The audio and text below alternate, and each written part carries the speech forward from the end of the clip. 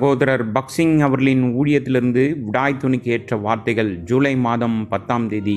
என் அடைக்கலமும் தேவனுக்குள் இருக்கிறது. சங்கீதத்தின் புஸ்தகம் 62வது சங்கீதம் 7வது வசனம். காலத்தின் அடையாளங்கள் மற்றும் தேவனுடைய வார்த்தையில் உள்ள தீர்க்க தரிசனங்களின்படி தேவ ஜனங்கள் இன்னும் சில விதமான சோதனைகள் மற்றும் பாடுகளுக்கு வழிவகுக்கும் சூழ்நிலைகளுக்கு ஆயத்தமாக இருக்க வேண்டும். ஆனால் நாம் வாசம் செய்யும் இடம் நாம் அடைக்கலமாக பாதுகாப்புக்காக ஓடி இருக்கக்கூடிய ஒரு பாதுகாப்பான அடைக்கலமாக இருப்பதால் நம்முடைய தேவனுக்கு நாம் நன்றி சொல்வோம். தேவனுடைய வார்த்தையில் கர்த்தராகிய இயேசு கிறிஸ்துவுக்கு கொடுக்கப்பட்ட பல பெயர்களில் ஒன்று அடைக்கலமாகும். சங்கீதத்தின் புஸ்தகம் 18வது சங்கீதம் 2வது வசனத்தில் நாம் பார்க்கின்றோம், கர்த்தர் என் கன்மலையும் என் கோட்டையும் என் இரட்சகரும் என் தேவனும், நான் அடைக்கலம் புகும் என் துருகமும் என் கேடகமும் என் இரட்சண்ய கொம்பும் என் உயர்ந்த அடைக்கலமாயிருக்கிறார். மேலும் சங்கீதத்தின் புஸ்தகம் 46வது சங்கீதம் 7வது வசனம் மற்றும் 11வது வசனத்தில் சேனைகளின் கர்த்தர் நம்மோடு இருக்கிறார். யாக்கோபின் தேவன் நமக்கு அடைக்கலம். அவரை தங்கள் சொந்த இரட்சகராக அறிந்தவர்கள் நித்திய அடைக்கலத்திற்காக அவரிடம் ஓடி அடைக்கலம் புக முடியும்.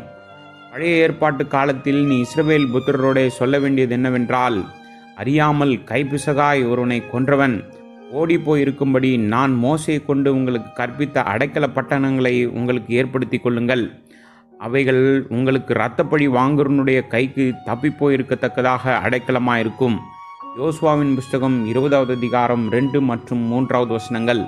இந்த அடைக்கலம் சிறிது காலத்திற்கு மட்டுமே, அதாவது பிரதான ஆசாரியன் ஜீவனோடு இருக்கும் வரை மட்டுமே.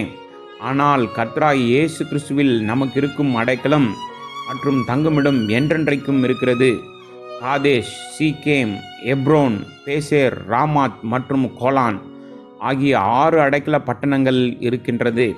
கர்த்தராகிய இயேசு கிறிஸ்துவில் நமக்கு இருக்கும் அடைக்கலத்தை இன்னும் முழுமையாக புரிந்து கொள்ள இந்த பெயர்கள் நமக்கு உதவுகின்றன.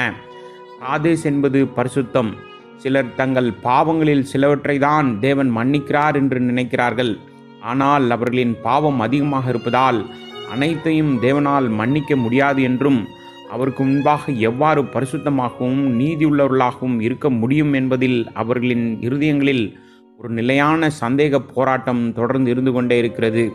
எபிரேயருக்கு எழுதின நிருபம் 12வது அதிகாரம் 14வது வசனம் சொல்கிறது, யாவரோடும் சமாதானமாய் இருக்கவும் பரிசுத்தமுள்ளவர்களாய் இருக்கவும் நாடுங்கள். பரிசுத்தம் இல்லாமல் ஒருவனும் கர்த்தரை தரிசிப்பதில்லையே. இதே போல மத்தேயு சுவிசேஷம் 5வது அதிகாரம் 48வது வசனம் சொல்கிறது, ஆகையால் பரலோகத்தில் இருக்கிற உங்கள் பிதா பூர்ண சர்க்குணராய் இருக்கிறது போல நீங்களும் பூர்ண சர்க்குணராய் இருக்க கடவீர்கள். மேலும் 1 பேதுரு புஸ்தகம் 1வது அதிகாரம் 16வது வசனத்தில், நான் பரிசுத்தர் ஆகையால் நீங்களும் பரிசுத்தராய் இருங்கள் என்று எழுதியிருக்கிறதே. பலர் தர்மம் செய்கிறார்கள், புனித யாத்திரை செல்கிறார்கள், சிலர் தங்கள் சரீரத்தை கூட துன்புறுத்தி கொள்கிறார்கள். ரோமன் கத்தோலிக்கர்கள் பல பலி ஆராதனையில் பங்கேற்பதன் மூலம் குறைந்தது சில பாவங்கள் மன்னிக்கப்படும் என்று நினைக்கிறார்கள். இப்படிதான் பலரும் ஏதோ ஒரு வழியில் பரிசுத்தர்களாக மாற முயற்சிக்கின்றார்கள். ஆனால் அவர்கள் மோசமாகவும் மிக மோசமாகவும் மாறுகிறார்கள். கர்த்தராகிய இயேசு கிறிஸ்துவே நம்முடைய பரிசுத்தம்.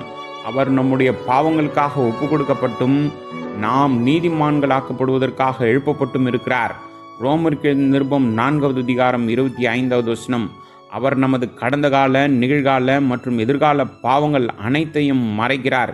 இது ஒரு முழுமையான இரட்சிப்பாகும். பல சந்தர்ப்பங்களில் இந்த உண்மை பல ஆண்டுகளுக்கு பிறகு நம்முடைய அனுபவமாக மாறுகிறது. தேவன் இரக்கமுள்ளவராக இருப்பதால் சில பாவங்களை மன்னிக்கிறார் என்று பிசாசு நம் இருதயங்களில் சந்தேகங்களை உருவாக்குகிறான். ஆனால் மற்ற எல்லா பாவங்களையும் மன்னிக்க ஒருவர் நோன்பிருந்து பிரார்த்தனை செய்ய வேண்டும், புனித யாத்திரை செல்ல வேண்டும் அல்லது தர்மம் செய்ய வேண்டும். இப்படிதான் பிசாசினால் பலர் வஞ்சிக்கப்படுகிறார்கள். 1 கொரிந்தியர் புஸ்தகம் 1வது அதிகாரம் 30வது வசனத்தில், கர்த்தராகிய இயேசு கிறிஸ்துவே தேவனால் நமக்கு ஞானமும் நீதியும் பரிசுத்தமும் மீட்புமானார். அவர் நமக்கு முழுமையான இரட்சிப்பை தருகிறார். நம்மில் யாரும் இதில் எதையும் சேர்க்க முடியாது. அவர் நம்முடைய நீதியாக மாறியதற்காக நாம் அவருக்கு தொடர்ந்து நன்றி சொல்ல வேண்டும். அப்பொழுது தேவனுடைய சமாதானம் நமக்குள் வந்து நாம் தொடர்ந்து பரிசுத்தமாவோம்.